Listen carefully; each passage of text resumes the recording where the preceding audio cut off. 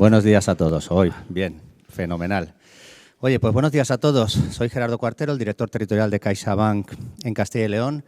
Y para mí es un privilegio, un honor, daros la bienvenida aquí a la Casa del Cordón, que es la sede de la Dirección Territorial de CaixaBank en Castilla y León. Una sede cuyas puertas tenemos abiertas para que se produzcan aquí debates, para que haya puesta en común de ideas, de conocimiento, porque al final lo que nosotros sabemos es que el poner en común ideas, el poner en común el conocimiento, el ser generoso en la expansión del conocimiento, lo que redunda es en el progreso de la sociedad, en hacer a la sociedad mucho más competitiva y al final esto es lo que perseguimos, que un bien común para todos.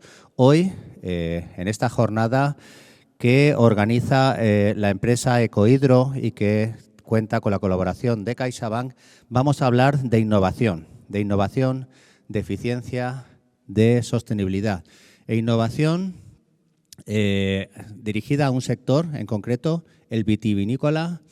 Vamos a hablar de eficiencia en el uso de los recursos hídricos y de eficiencia también en el uso de los recursos energéticos. Ecohidro viene de Murcia y, bueno, yo también he estado en Murcia muchos años y puedo deciros que he visto a los israelitas ir allí a aprender de la utilización de los recursos hídricos. O sea, que no son, tienen una tecnología muy avanzada y nosotros vimos totalmente conveniente pues traerlos aquí y que nuestros empresarios, los empresarios de Castilla y León y también de alrededor, de las comunidades de alrededor, pudiesen aprovechar del know-how, del conocimiento de esta empresa en esas temáticas que he abordado. Aquí lo que os animo es a colaborar. Va a haber 2 mesas en las que se van a tratar las temáticas que he comentado. Hay empresas vitivinícolas de primer orden, asistentes y otras atendiendo esta reunión por streaming. Lo que sí que tengo que decir es que precisamente las empresas del vino, el tema de la I+D, de la tecnología y de la innovación no es algo que les pille de lejos, ¿no? Hay empresas que llevan invirtiendo una parte muy importante de los recursos que generan, los reinvierten en I+D para ser más competitivos. Y además, ser más competitivos te da una mayor visión hacia el exterior y la posibilidad de que tus productos puedan ser vendidos al exterior, que de eso también vamos a hablar, porque la eficiencia, la innovación te hace ser más competitivo y poder vender tus productos en el exterior. Oye, yo nada, animaros a participar, espero que sea muy provechosa la jornada y le doy entrada a Juan Carlos Riquelme, que es el CEO de la empresa Ecohidro, que va a ser la persona que va a moderar la primera mesa. Muchísimas gracias.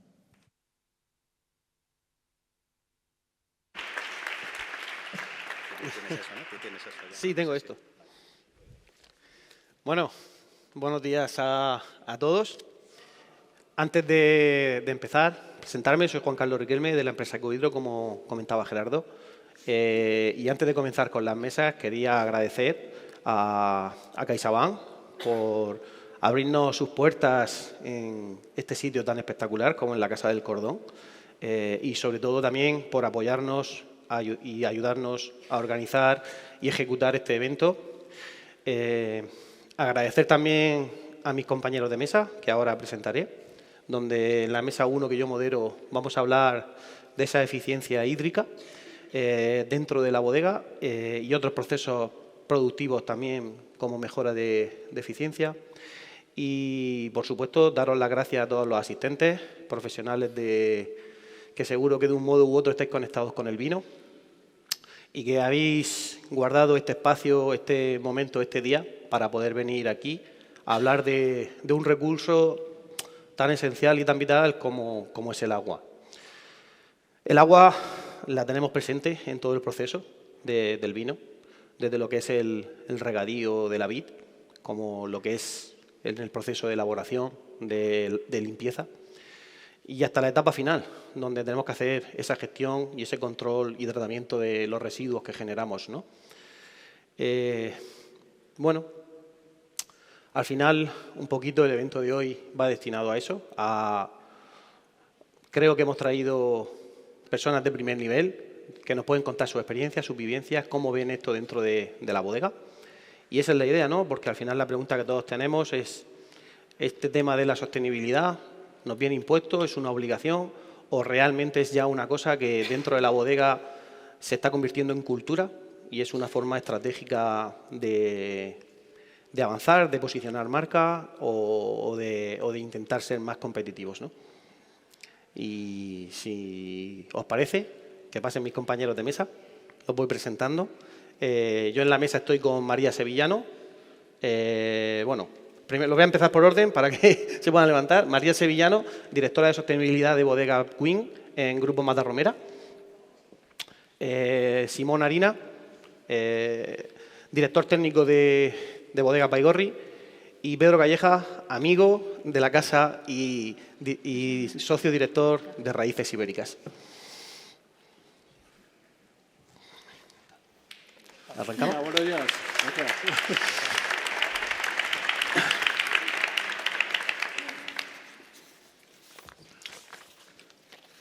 Como decía Gerardo, vamos a iniciar con una ronda de preguntas para intentar fomentar la tertulia, ¿no? Y que nos cuenten vivencias los compañeros, que seguro que tienen muchas. Yo he tenido la fortuna de incluso cenar anoche con alguno de ellos, también con la mesa 2.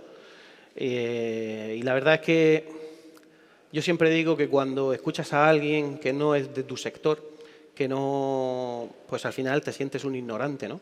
Y si de verdad eres curioso y los escuchas y sabes escuchar, pues aprendes mucho, ¿no? Y yo les agradezco mucho que estén aquí conmigo. Si os parece, voy a iniciar con María. María, en Matarromera lleváis muchos años apostando por la sostenibilidad.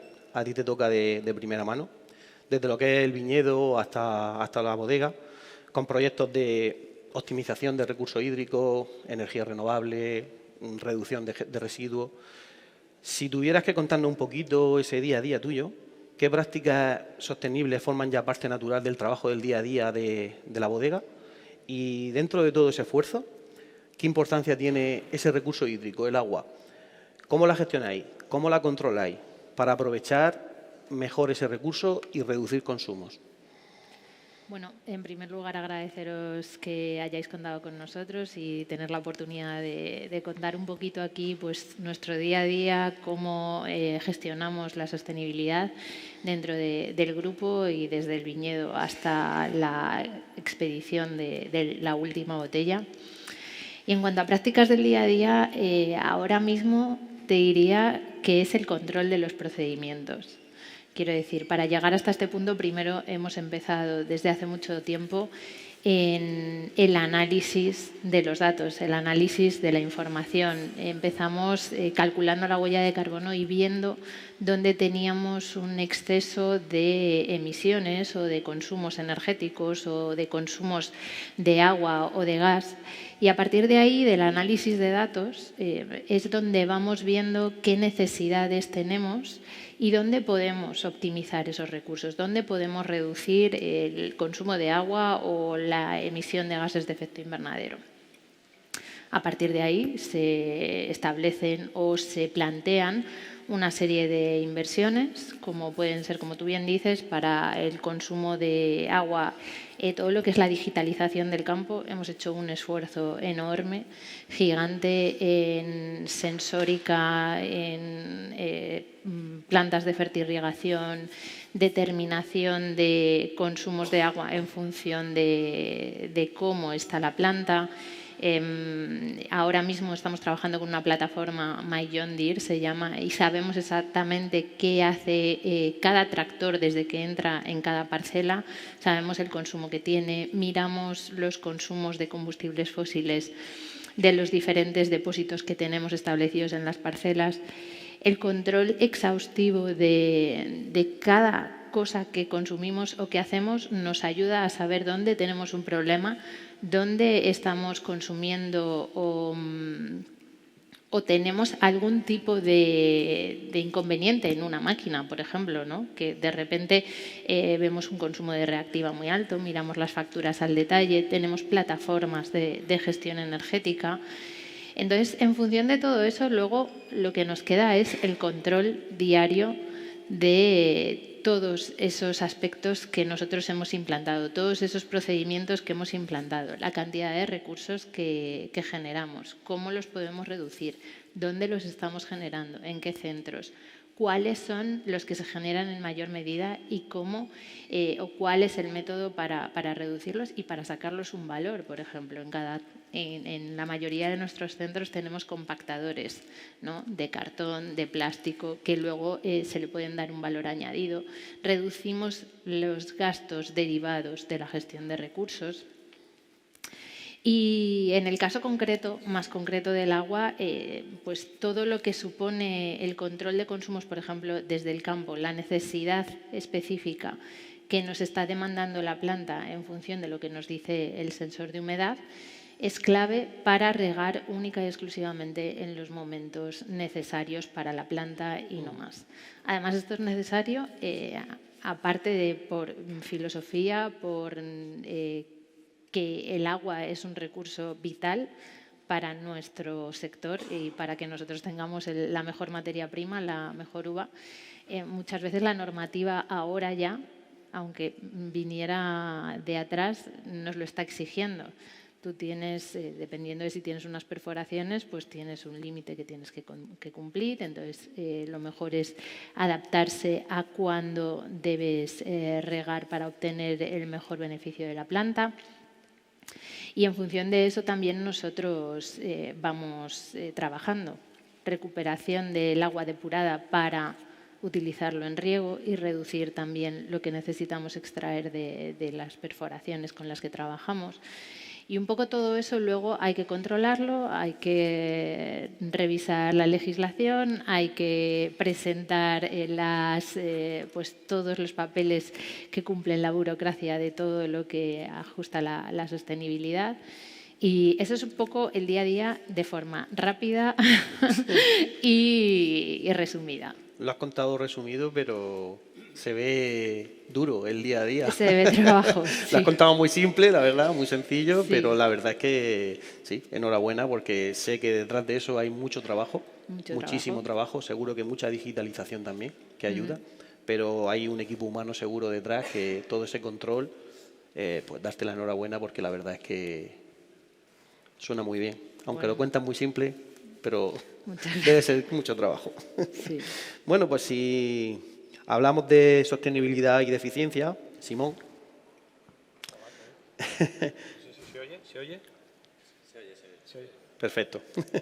Me contabas y yo leía artículos, no sé si todo el mundo lo conoce, pero bodegas Baigorri se identifican por una cosa muy concreta, que es la arquitectura con la que la tenéis, ¿no? El papel propio de la del diseño de lo que es la bodega ya nos transmite que sostenibilidad se huele, porque al final el movimiento del agua, el movimiento del vino lo hacéis de forma natural, sin bombeos. Por gravedad.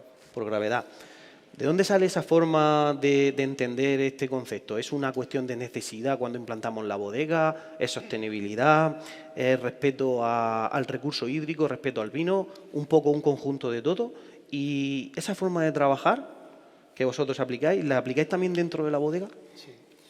La idea inicial parte alrededor de lo que está... Bueno, nosotros nos encontramos en la zona de Samaniego, en Rioja Alavesa, y es zona rural, un pueblito de 280 habitantes, y nosotros teníamos claro que queríamos hacer un proyecto que no fuera invasivo sobre el pueblo. Son 15.000 metros cuadrados construidos. Si lo hubiéramos hecho en un solo plano, probablemente el impacto en la zona en la que nos encontramos hubiera sido brutal. Hubiéramos puesto como una industria al lado de un pueblo tradicional de 2.000 años. Y teníamos claro, y lo que vimos alrededor de los montes, es que ya existía la gravedad antes de que nosotros llegáramos, cuando se empezó a cultivar la viña. Hay unos pozuelos excavados en la roca donde va utilizando la gravedad, porque antes no había electricidad, cuando empezaron ahí en la Edad Media a hacer vino en nuestra zona, y era un paso lógico y escalonado. ¿Y por qué no? ¿Por qué no transmitir todo eso en una bodega nueva, donde su principio sea el uso de la gravedad? Recuerdo que estuvimos 3 años elaborando en la calle, teníamos una bodega de cosechero en Villabuena, y claro, los del pueblo estaban locos, ¿no? Porque metíamos una grúa enorme dentro del pueblo y estábamos con los oris, ¿no? Les llamábamos, les decíamos OVI porque era objeto volante identificado. Y claro, la gente alucinaba con nosotros, ¿no? Hay este gasto en un depósito, en un prototipo de depósito. Hicimos un depósito exclusivo nuestro, con forma troncocónica, circular. Hablamos con una empresa de lácteos que nos convenció para hacer un prototipo nuevo. Ya no fuimos a una industria que nos imponía sus modelos de depósito, ¿no? Y empezamos ya jugando pues, con eso, con sombrero sumergido, hasta dar el paso al siguiente, ¿no? Que fue hacer la obra, que estuvimos 3 años en el desarrollo, se empezó en el 99 y la primera cosecha fue en el 2002. La idea, sin ser conscientes, porque ahora es muy fácil hablar de sostenibilidad, ¿no? Y sobre todo desde Europa, que nos están pidiendo ya reglamentariamente que cumplamos una serie de requisitos, el Horizonte 2030, todo lo que nosotros sabemos. Pero es que hace 20 y tantos años, hace 28 años nadie hablaba de esto. Entonces, sí que teníamos claro que queríamos hacer un proyecto equilibrado. Hoy se puede llamar sostenible, hay diferentes definiciones de sostenibilidad, ¿no? Y la verdad que desde la primera añada, desde el 2002 hasta hoy, nosotros hemos definido como cinco patas, ¿no?, en las que se apoya el proyecto, que es la arquitectura, que es lo que se ve, lógicamente, tratando de usar la gravedad para hacer el menor impacto posible sobre las cualidades del vino. Luego fue el tema de agricultura. No teníamos viñedo propio. Hoy sí, hoy ya tenemos cerca de 30 hectáreas en propiedad, porque tenemos que predicar con el ejemplo. No sirve de nada que a nuestros agricultores les obliguemos a una serie de cosas si ellos ven que nosotros no hacemos nada, ¿no?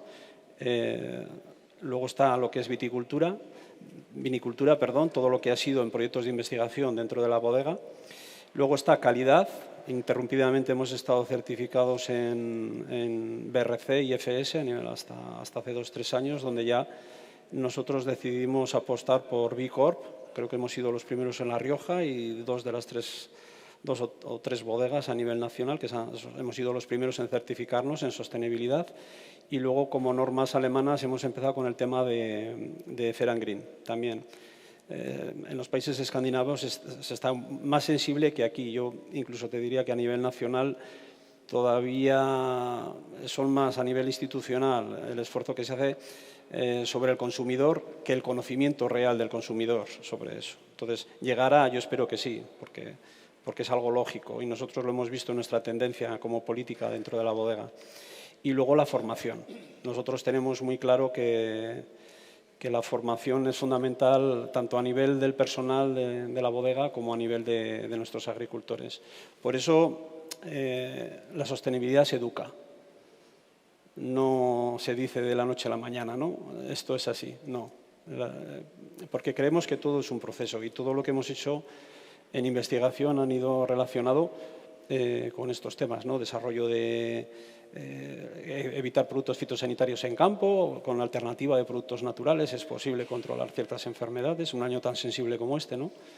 Y, por supuesto, hemos certificado en huella de carbono, en huella del agua. Todo eso hemos hecho un estudio para saber dónde estamos y de alguna forma nos auditamos internamente para ver dónde estamos y a dónde queremos ir. O sea, para mí es algo que no está muerto, es algo que está en desarrollo y nuestro objetivo a futuro es seguir apostando por proyectos de investigación. Pues muchas gracias, Simón. La verdad es que sí, como dice, la Agenda 2030 parece que nos obliga, pero en Bodegas Baigorri creo que os adelantasteis a todo esto y la verdad es que cuando lees lo que Bodegas Baigorri está implementando y lo que hace, la verdad es que, aparte de gratificar el trabajo, que seguro que es gratificante, al final es un modelo, ¿no? Es un tipo de cultura que se nota que está dentro de la bodega. Sí, y luego, sin olvidar que esto es un negocio, ¿eh? Correcto. Ahora hablaremos de esa parte. Ahora hablaremos de esa parte. Pedro, tú y yo hemos hablado mucho de agua, de agricultura. Quizá el tema de sostenibilidad es diferente desde la parte de dirección. Cuando tú estás al frente de un proyecto como Raíces Ibéricas, ¿qué peso tiene hoy esa sostenibilidad que María y Simón nos han estado comentando? Que sí, que al final ser sostenible, pues aparte de cultura, aparte de trabajo, aparte de eficiencia, pues tiene un costo. Al final, ¿qué te hace apostar por ser sostenible, por querer ser eficiente, porque al final es un objetivo, como decía Simón, de la Agenda 2030? ¿O porque realmente le veis desde dentro de la bodega rentabilidad a esta parte? Bueno, ante todo, buenos días a todos. Muchas gracias por habernos invitado, sobre todo a nuestros anfitriones Ecohidro y al Grupo WIN, que les conozco desde mis tiempos en CEDETI. Yo trabajé en CEDETI 22 años en evaluación de proyectos, y ya en toda aquella época se hablaba de sostenibilidad, de medio ambiente, por supuesto de I+D, que es el entorno natural, y en el año 90 y tantos empezamos a recibir los primeros proyectos del Grupo WIN, que eran sobre riego por goteo, básicamente, y ahora ha crecido a un grupo internacional y perfectamente definido en el mundo agropecuario. Segundo lugar, decirte que sí, soy socio, yo dejé CEDETI, en parte porque invertí con unos socios en un proyecto ilusionante que era, en principio, el Grupo Sierra Norte, que desde el año pasado se llama ya Raíces Ibéricas, ¿no? Y estoy ayudando a la dirección, pero no tengo una labor ejecutiva dentro de la bodega. Entonces, os voy a hablar un poco también desde el punto de vista del inversor. De un inversor de la bodega que conoce el I+D muy bien, conoce las bodegas, más que desde el punto de vista de la nuestra propia, desde el punto de vista de lo que se hace en el sector.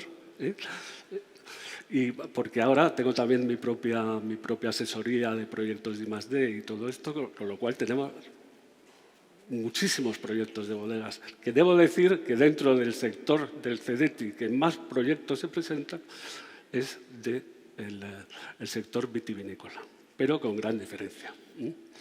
Entonces, respecto a tu pregunta, perdonad por la introducción y también para que tengáis en cuenta que no soy técnico, por lo menos no técnico del sector, aunque sí tengo un cierto conocimiento de él. Entonces, siguiendo tu pregunta, es que la palabra que está ahora tan de moda en el siglo XXI es holístico, ¿no? Y el holístico es el concepto global de una realidad, ¿no? Entonces, es imposible tener en cuenta una empresa si no la ves desde todo lo que le afecta a la empresa y todo lo que le afecta a la empresa a su entorno.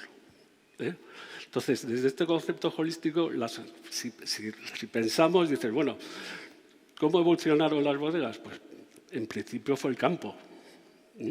Luego fueron las bodegas. Luego se le dedicó demasiado a las bodegas y poco al campo. Luego fueron creciendo más cosas en su entorno. Y lo último que nos ha llegado es la relación de las empresas y las bodegas con el medio ambiente. Con lo cual es imprescindible tenerlo en cuenta. Tenerlo en cuenta para todos los aspectos de gestión de una bodega. Tanto desde el punto de vista técnico, como desde el punto de vista económico, como desde el punto de vista social. Eso está claro. Entonces, desde el punto de vista empresarial y sobre todo de dirección, es imprescindible, ya te digo, no tenerlo en cuenta. Nosotros tenemos 3 bodegas, sobre todo, ahora refiriéndonos un poco a la gestión del agua, tenemos, ahora que somos Grupo Raíces Ibéricas, que es que, perdonad, pero es que llevamos un año y un poco. Tenemos 4 bodegas en sitios donde uno de los grandes problemas es el agua. Estamos hablando de Requena, estamos hablando de La Roda, en La Mancha, estamos hablando de Jumilla y estamos hablando de Calatayud, en Aragón. Entonces, le dedicamos un esfuerzo muy importante al tema del agua. Nosotros, por ahora, como muchas de las bodegas son muy modernas, totalmente automatizadas, y las cuestiones de eficiencia hídrica en bodega están bastante controladas, tanto dentro de la bodega como luego en depuración.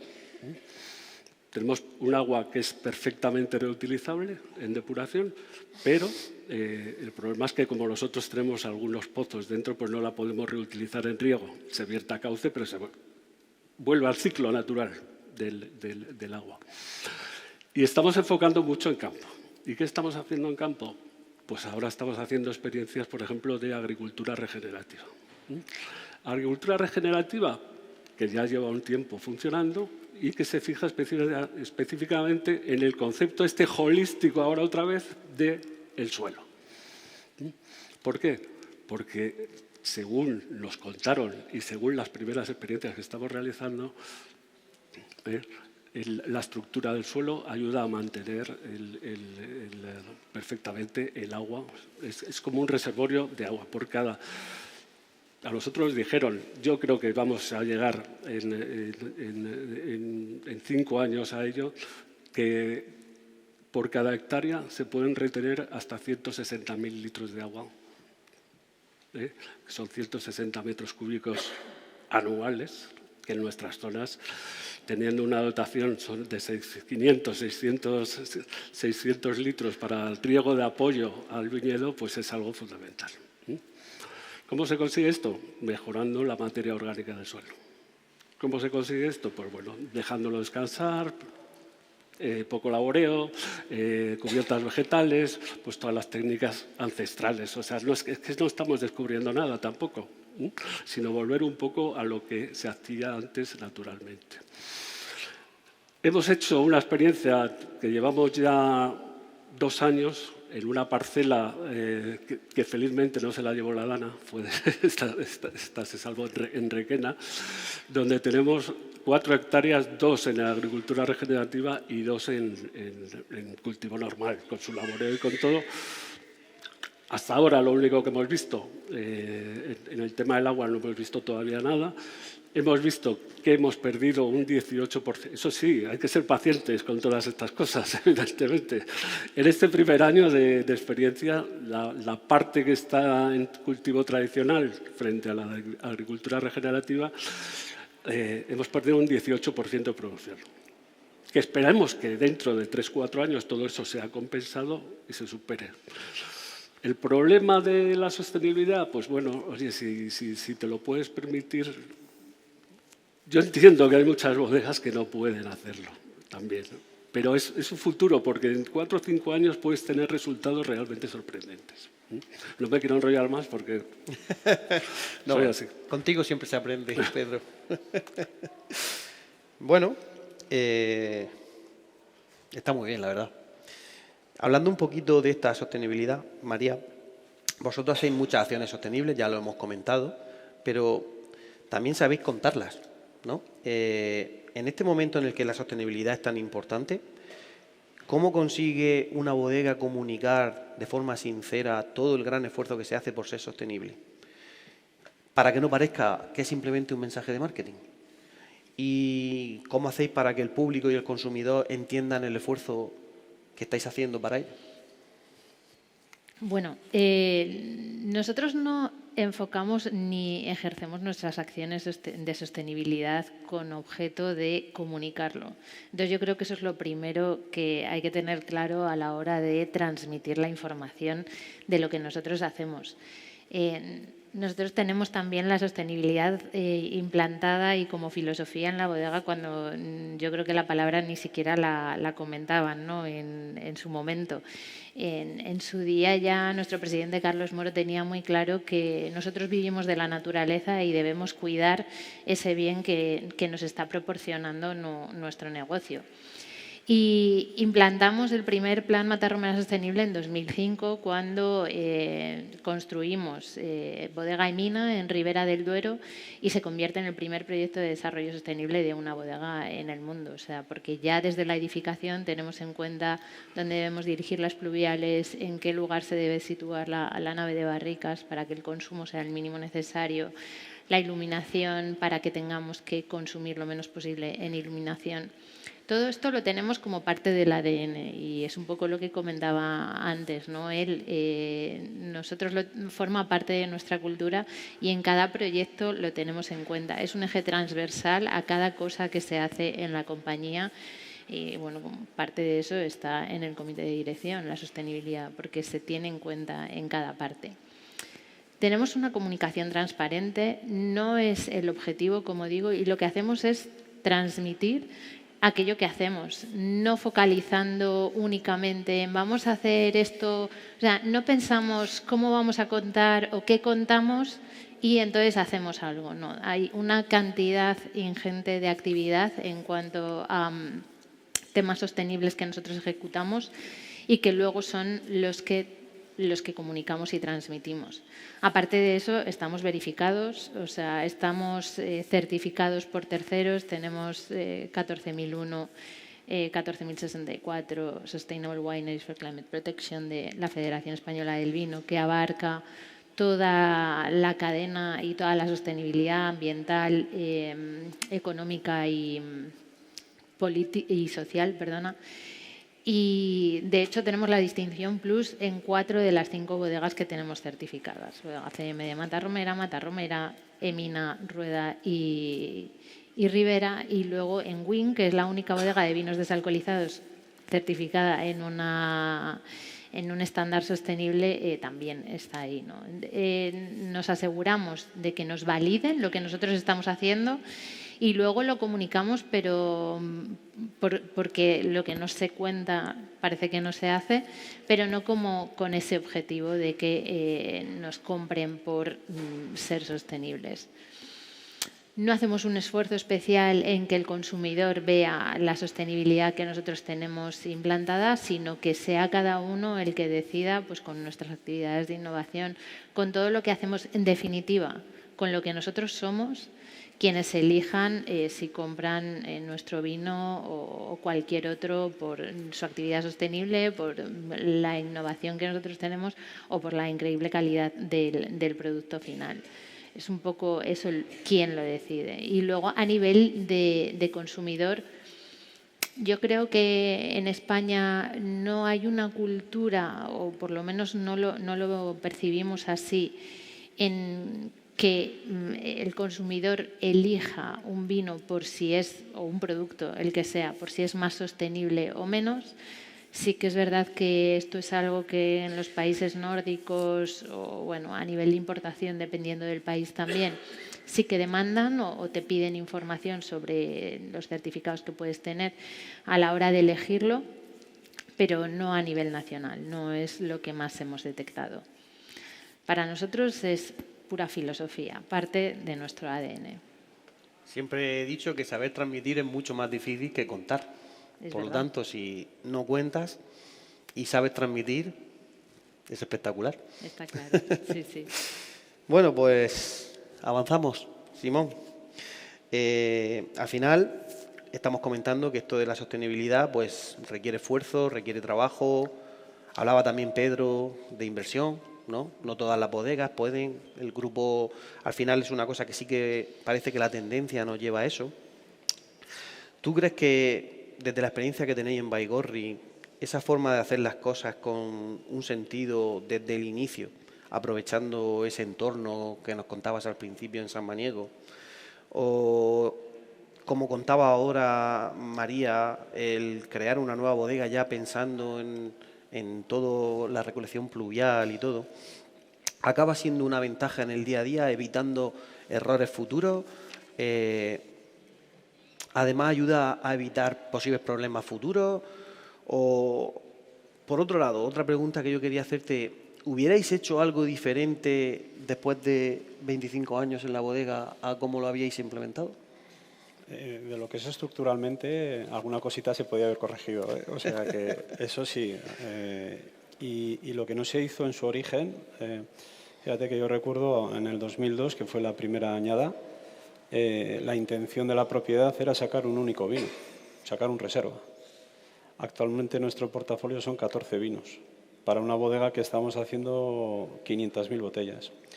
O sea, somos, como dicen los argentinos, ¿no? Una bodega boutique. Somos pequeñitos, pero sí que es cierto que en el día a día, en el trabajo, yo algunas veces le digo, ¿no?, a la propiedad, dice, es que mandáis allí. Y digo, no, el que manda es el trabajo. Lo que hay que estar es para verlo. Si no lo ves tú, es difícil que puedas mandar sobre lo que no se ve.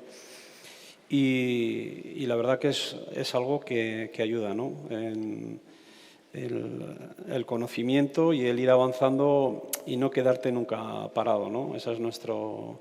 Casi más que decir que solo es sostenibilidad, no, porque es difícil comunicar la sostenibilidad. Todavía no se aprecia, pero yo creo que no se valora. Y es cuál será la próxima moda, ¿no?, que hablaremos dentro de 10 años, ¿eh? O sea, yo es que veo que son como Pero sí que creo que la base está de atrás y lo que está es por aprender y que cada paso que das vas desarrollando nuevas ideas y nuevos proyectos. Y en eso estamos.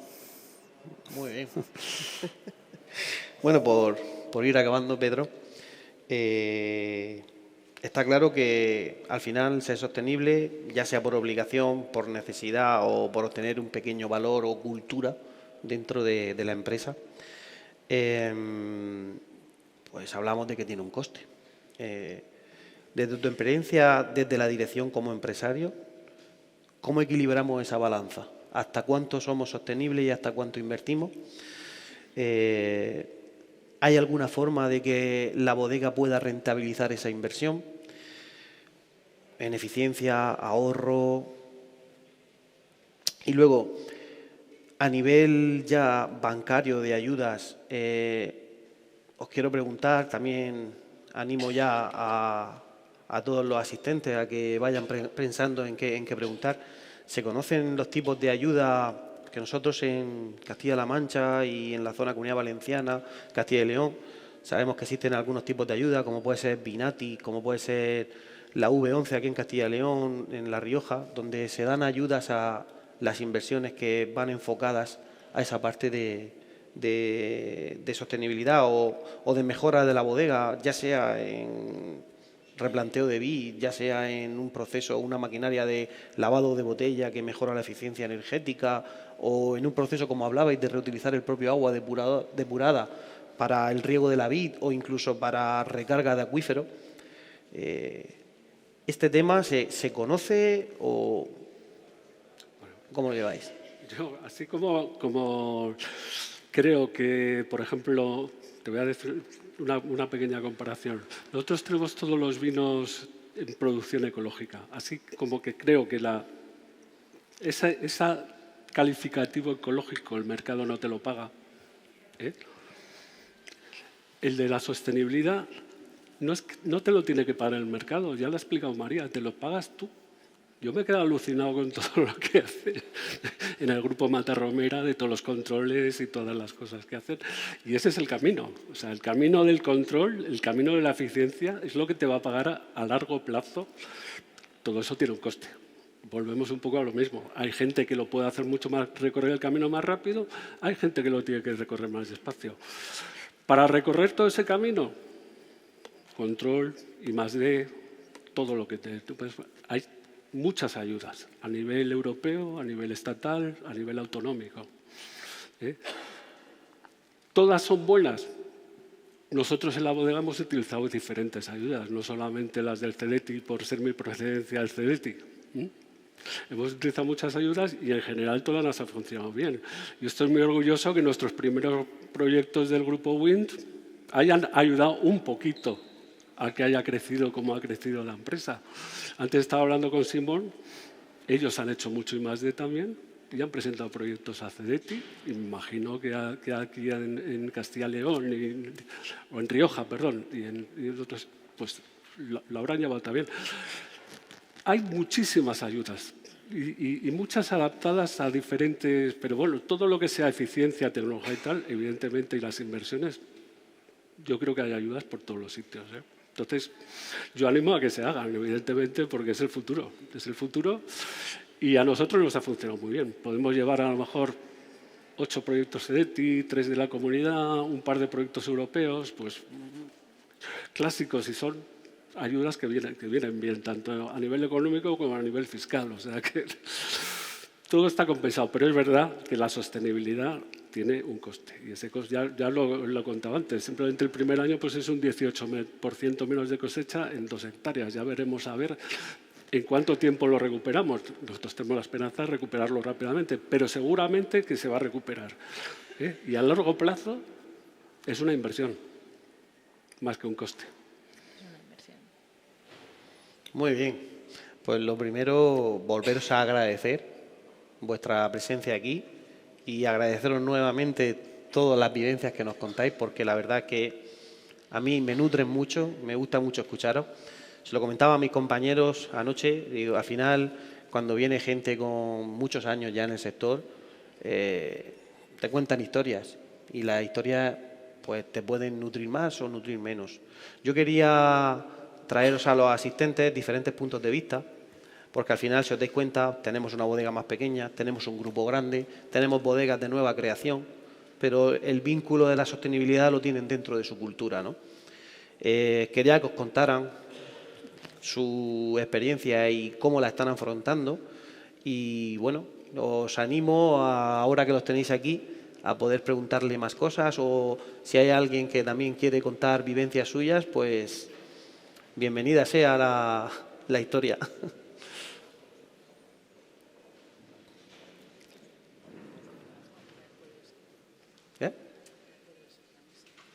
Si no, pues pasamos a la segunda mesa y a última hora pues hacemos una ronda con todos los ponentes. Yo quería preguntarle, Pedro, tú dices que hay muchas ayudas y todo esto, y yo quería saber también la opinión de los otros dos ponentes. Quería saber también la opinión de los otros dos ponentes, si veis que verdaderamente hay ayudas, si son ágiles, si la administración se está volcando con vosotros, ¿cómo va ese tema? ¿Es así, como dice Pedro, hay ayudas por todos los lados, llegan rápido, os ayudan mucho, o es solo en la zona que está Pedro y en otras zonas no van tan rápido? ¿Cómo va ese tema? ¿Contestas tú primero? Gracias. Sí, efectivamente hay ayudas a la sostenibilidad, a la I+D. ¿Llegan rápido? Bueno, hay mucha burocracia para las ayudas, esa es la verdad. O sea, son complicadas de gestionar, muchas veces se embarran en cuestiones irrelevantes realmente para el proyecto que tienes entre manos o para lo que tú quieres hacer. Yo sí que creo que es un aspecto que puede echar para atrás a muchas pequeñas empresas o bodegas que a lo mejor no tienen los recursos, aunque puedan apoyarse en asesorías, ¿no?, en consultorías de I+D. Pero sí que es cierto que creo que habría que relajar un poco la burocracia de algunas ayudas, sobre todo a nivel administrativo y de documentación administrativa, que obra en su poder y que nos vuelven a pedir reiteradamente cuando realmente no hacemos más que aportarla. Finalmente llegan si has justificado bien, si has realizado todo lo que se supone que tú has planteado en el proyecto. En algunos casos, en otros piden. Yo creo que también, además de relajar la burocracia, habría que diversificar un poco más las ayudas. Ahora mismo, por ejemplo, ha habido unas ayudas a la hibridación con baterías de acumulación y solo se han concedido, claro, el presupuesto está limitado y solo se han concedido a grandes presupuestos, por ejemplo, ¿no? De 5 o 10 millones de euros. Entonces, cuando tú quieres invertir a un nivel más modesto, te quedas fuera. No porque el proyecto no valga, no porque el proyecto no esté bien planteado ni hayas presentado todo lo que te han pedido, sino porque a nivel presupuestario se ha concedido a proyectos muy grandes. Y creo que habría que diversificar eso para que pymes o microempresas no tengan que invertir un mínimo de 100.000 euros en un CEDETI o en un regional. Yo creo que habría que flexibilizarlo para que todas esas ayudas lleguen a todo el mundo de una forma más sencilla. Hay ayudas, sí, están a disposición de todo el mundo, sí. Muchas veces son demasiado complicadas, también. Yo, por mi parte, te puedo decir, a nivel local, a nivel del País Vasco, la verdad que funciona bastante bien. Y también, tenemos la línea de Diputación, de Foral de Álava, y luego está de Gobierno vasco. No se nos olvide que siempre son ayudas parciales, lógicamente. Sí, claro. Pero es que al final el esfuerzo lo tiene que hacer la empresa. No se nos olvide eso. O sea, que el montante gordo lo tienes que hacer tú. Y luego estoy muy de acuerdo con el tema burocrático. Al final somos más burócratas que técnicos. Te das cuenta que estás más gestionando lo que es la justificación que en sí el proyecto, ¿no? Que es lo que te gusta, a ver cómo evoluciona, a ver los parámetros. Y a nivel europeo hemos hecho también proyectos, nos ponen todas las facilidades, proyectos de hasta de 600.000 euros que te anima a continuar, ¿no? Pero luego cuando ya hablas con ciertos burócratas de la administración, te das cuenta que las bodegas no están presentando tantos proyectos de investigación, por lo menos a nivel local, de la gente que yo conozco. ¿Por qué? Porque ya tienen la carga por sí burocrática, que si el Consejo Regulador, que si el Infobi, que si Agricultura, que si Hacienda, que al final, ¿cómo tienes que dimensionar tu empresa para poder desarrollar proyectos de investigación? Hablamos de proyectos grandes, imagínate más a nivel de una bodega pequeñita, o boutique de $500.000. Al final te ves, y sí que se ve que las administraciones quieren apoyar, pero luego el día a día real no es así, porque no hay capacidad para hacerlo. Pero bueno. Bueno, y ahí tengo que... Es cierto que hay una burocracia y cada vez hay más, y viene impuesta toda por la Unión Europea, porque es verdad que cada vez te piden más informes, más certificaciones, pero también es verdad que como tú externalizas servicios dentro de tu bodega, puedes externalizar el servicio de gestión de estas ayudas. Hay infinidad, o sea, empresas que se dedican a asesorías de I+D, es un sector que además como solo necesitas un conocimiento y un ordenador, pues hay infinidad de los precios más variados. O sea, te pueden cobrar un 10% de los que saques, un 5%, 200.000. Pero estas empresas te cogen el proyecto desde que tú lo vas a presentar, por lo menos son las que yo conozco, y la abandonan el día que ya has certificado todo el proyecto. Ya no en la cuestión si es un crédito CEDETI de la devolución del dinero, pero te llevan de la mano continuamente. También es verdad que hay muchas empresas, como es lógico, pero esto más para los proyectos de investigación. Hombre, si yo no quiero revelar un secreto, pues no se lo voy a contar a nadie, evidentemente. Ni al CEDETI, ni a mi asesor, ni a San Pito Pato, a nadie. Pero para proyectos que son de tecnología, de comprar este equipo, hacer el otro, justificarlo, tal, para eso hay muchas empresas que se dedican a eso, pero desde formadas por 2 personas hasta formadas por 200. Y para eso está el sector este. Yo estoy jubilado, yo me he dedicado mucho a asesorar, no estoy haciendo propaganda. A mí no me vengáis con ninguna, que yo ya he cumplido los 67 y no quiero más proyectos. Llevo toda mi vida, por una parte, evaluando el proyecto y por otra parte, haciéndolo para presentarlo. O sea, ya estoy un poco cansado y por eso me suena, mira, perdonad que me alargué. Me acuerdo perfectamente, se aprende mucho con todo esto. Yo en 2013 evalué un proyecto para la Unión Europea que se titulaba La proteína del futuro, la proteína del siglo XXI. Bueno, una convocatoria de proyectos. Y ahí aprendí la palabra vegano. Antes del 2013 yo no la había oído en mi vida. Había oído vegetarianos. Es una palabra que está impuesta en todos los sitios, en todas las etiquetas de vino, aparece la palabra. Bueno, pues antes del 2013 eso no existía. Bueno, es una anécdota, pero bueno, me callo ya. ¿Querías comentar algo? No, simplemente que si te fijas, estamos en un sector que es bastante tradicional y las innovaciones se puede ver por el número de patentes que salen. ¿Cuántas patentes salen en el sector del vino? Es muy complicado. Y que consigas poder hacer algo diferente cuesta tiempo. Si hay tanta burocracia, pues puede echaros hasta para atrás. No sé si... Yo estoy seguro que muchas bodegas, sus técnicos son los más reacios a presentar proyectos. ¿Por qué? Porque es más carga de trabajo de lo que ya por sí llevan. Es que al final se nos olvida que el negocio es hacer vino, no y venderlo. Hacerlo es fácil, venderlo es más difícil.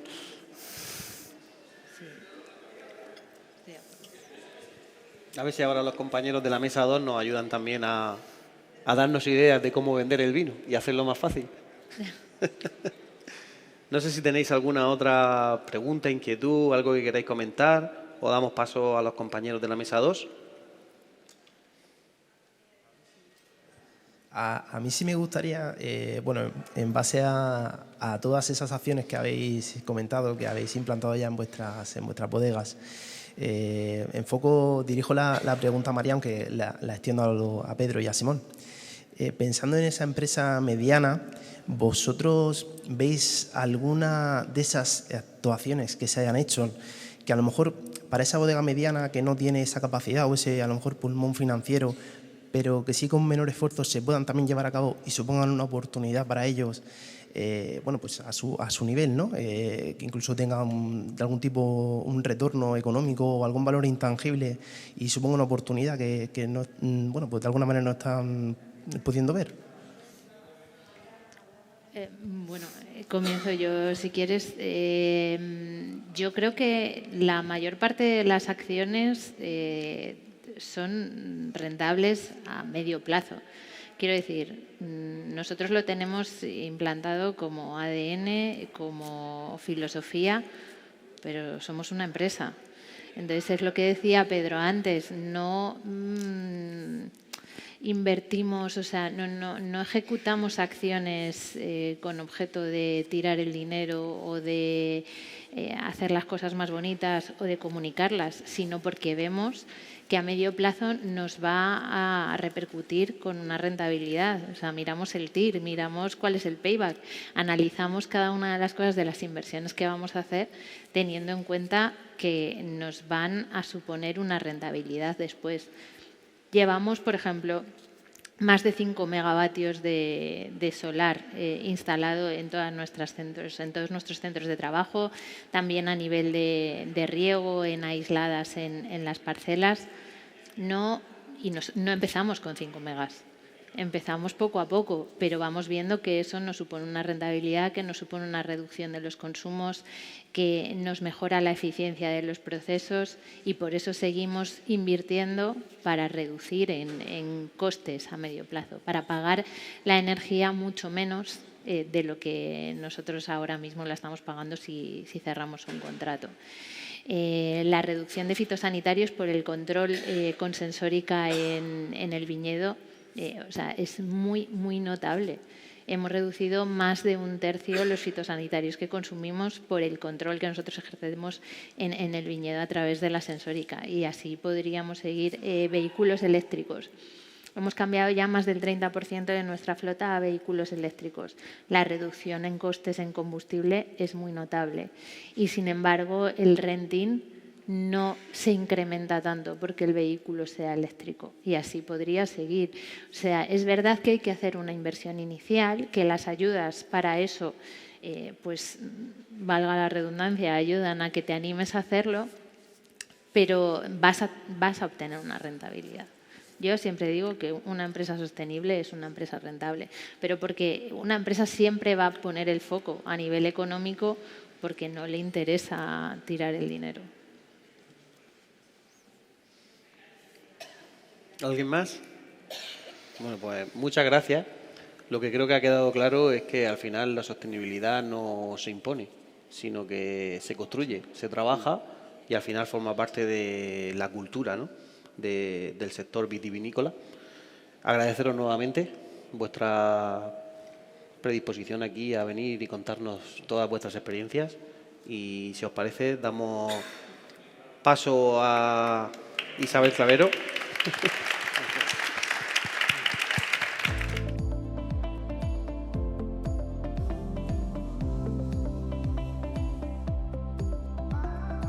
Buenos días a todos. Gracias por estar aquí, gracias por esperarnos. Gracias a Ecohidro, por supuesto, por invitar a ICEX, el Instituto de Comercio Exterior del Ministerio de Economía, y gracias a CaixaBank por acogernos. No sé dónde os tengo por ahí.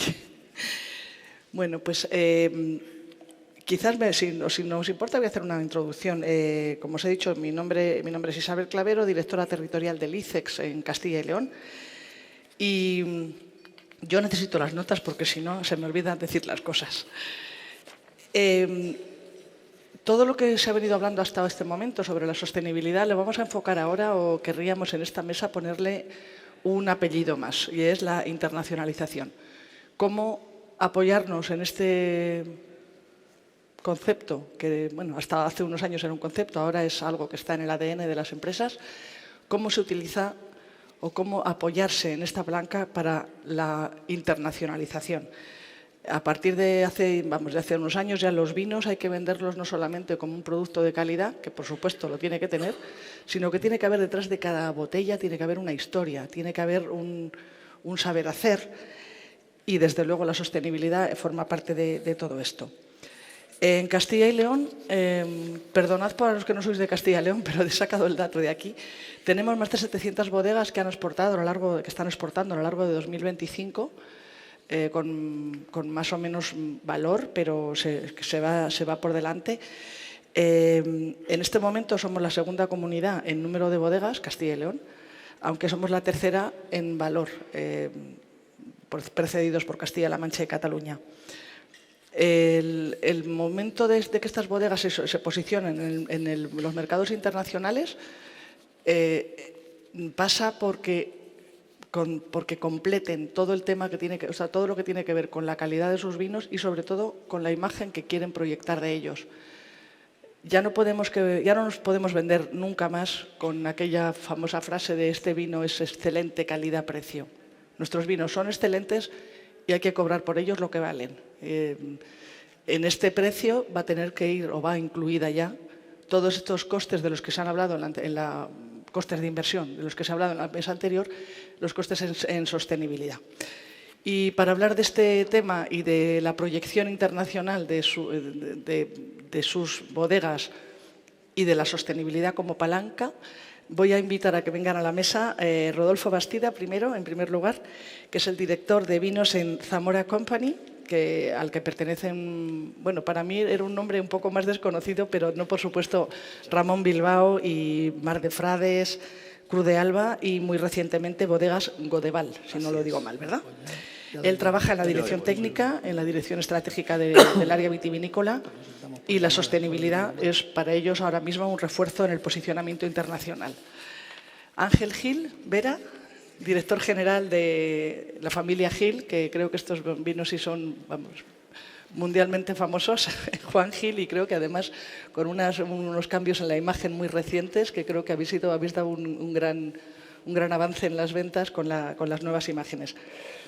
Están presentes, el grupo familiar, están presentes en 10 denominaciones de origen, hasta ahora, no sé si alguna más ya, pero de momento en 10, presencia internacional en ambos casos, y él también es experto en gestionar la sostenibilidad y la coherencia comercial, que a veces no es tan fácil pedirle al comercial que venda barato mientras que el de sostenibilidad te dice no, aquí hay que poner más dinero. Él nos va a hablar un poco o queremos pedirle que nos hable de la identidad entre cada una de sus bodegas en diferentes sitios y la convivencia con la sostenibilidad. Y por último, acompáñanos en la mesa, por favor, Sergi Del Amo, es el director general de la Plataforma Tecnológica del Vino. Es una plataforma interesantísima con más de 200 socios, ya nos contará él, que son expertos en innovación, digitalización y programas de apoyo europeo. Desde luego, la última pregunta que ha salido por aquí de las ayudas, ya todas a él, se las podéis hacer. También veremos también con él tendencias de herramientas para la transformación sostenible. Muy bien, pues voy a empezar contigo, Rodolfo, si te parece. Vuestras bodegas es una de las bodegas de muchísima trayectoria. Bueno, las dos que están aquí sois de muchos años sobre el terreno. Estáis trabajando mucho en implantación de plan integral de eficiencia energética, reducción de huella de carbono. Estáis certificados, si no lo tengo mal apuntado, en Winery for Climate Protection, en ISO 14001, y eso además hay que comunicarlo. ¿La sostenibilidad realmente os ayuda a abrir puertas o es algo, aquí ha salido en la mesa anterior y me parece muy interesante? La sostenibilidad hay que practicarla con un convencimiento, pero hay que comunicarla. ¿Os ha ayudado a posicionar mejor las marcas, las bodegas? O sea, ¿es una herramienta de venta fuera de nuestras fronteras? Bueno, primero, buenos días a todos. Muchas gracias por contar con nosotros en esta mesa, en esta conversación. Gracias a Ecohidro, gracias a Caixa. y muchas gracias por moderar esta mesa. En general, nosotros somos una bodega centenaria. Ramón Blas es una bodega que cumplió 100 años el año pasado y llevamos trabajando en proyectos de sostenibilidad desde el año 1999. Yo, cuando me incorporé a la bodega, ya estaba el proceso en marcha y nos certificamos con la 14001, que fuimos la primera bodega en España en certificarnos en vinos tranquilos en esta certificación.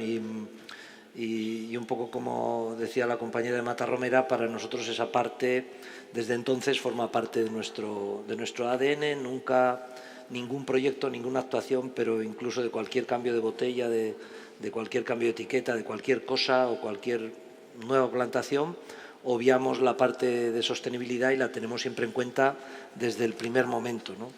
Y lo hacemos por la convicción de que tenemos que evaluar muy bien el impacto que tenemos en los territorios donde estamos. No somos empresas que se deslocalicen, o sea, donde estamos, me atrevería a decir que prácticamente para siempre, ¿no?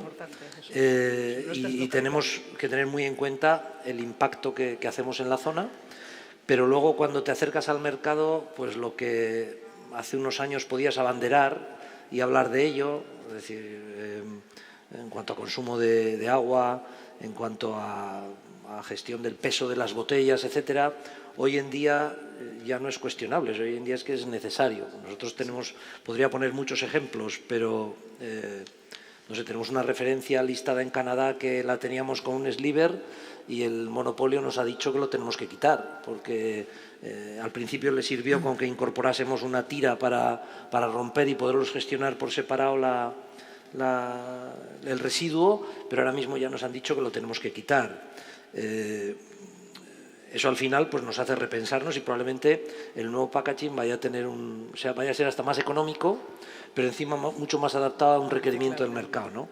Y, por ejemplo, al hilo también de lo que han comentado, la mayoría de los proyectos de sostenibilidad se terminan autopagando en gran medida. Y, no sé, como ejemplo sirve el de las botellas. Gastamos mucho, nosotros tenemos todas nuestras botellas, son grabadas y tenemos un ejercicio de reducción de pesos continuos que nos implica más gastos en moldes y en otras cosas, pero al final terminamos pagando menos por las botellas porque reducimos el peso, ¿no?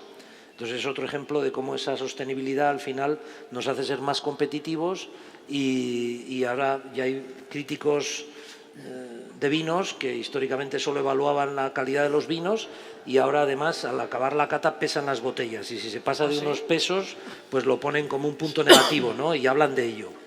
Así que yo creo que lo que hasta hace unos años podía ser una ventaja, una diferenciación frente a la competencia, en estos momentos yo lo llamo un RPM, un requisito previo de mercado, ¿no? Si no eres sostenible o no tienes esta filosofía, te va a costar más, sobre todo el mercado internacional. Qué interesante, esto del peso no lo conocía yo todavía. Mira, voy a pasar a una pregunta, Ángel, tengo aquí otra, pero estas lo voy a hacer después, al final, a los tres. A ver, Ángel, vuestro grupo es efectivamente como un grupo familiar, puede ir creciendo y además os habéis extendido en toda la geografía nacional, prácticamente. No sé si tenéis alguno en Extremadura o esa parte o todavía os queda por ahí. Muy bien. Apostáis claramente, eso además lo he visto en vuestra web, que es la verdad, tenéis unas webs bien bonitas, por cierto, todos. Apostáis por la sostenibilidad de forma práctica, por supuesto, riego, energía, reutilización de agua, porque venís de una zona, como ya se ha comentado aquí, con una gran falta de agua. Para tomar estas decisiones, o sea, cuando ahora, por ejemplo, mováis o creáis una bodega nueva en otra zona donde también hay problemas de agua o los suelos son de otra forma, lo que sea, ¿cómo se toman esas decisiones? ¿Cómo abordáis el problema de mantener la línea de sostenibilidad que ya tenéis en una bodega cuando vais a la siguiente, que no tiene nada que ver ni la región, ni las variedades, ni probablemente los requisitos hídricos y de otro tipo de las plantas? ¿Cómo se aborda eso?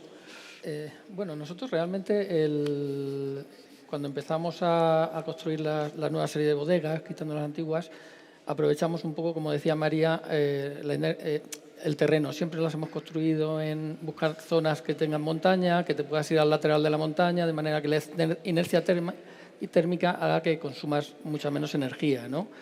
Luego tenemos otra obsesión y es que todas nuestras bodegas no pueden tener elementos móviles, o sea, no hay sin fines, y no hay y todo está en un mismo plano. El sótano de barricas, que está bajo tierra, está al mismo nivel y entras andando, y la carretilla para evitar accidentes, ¿no?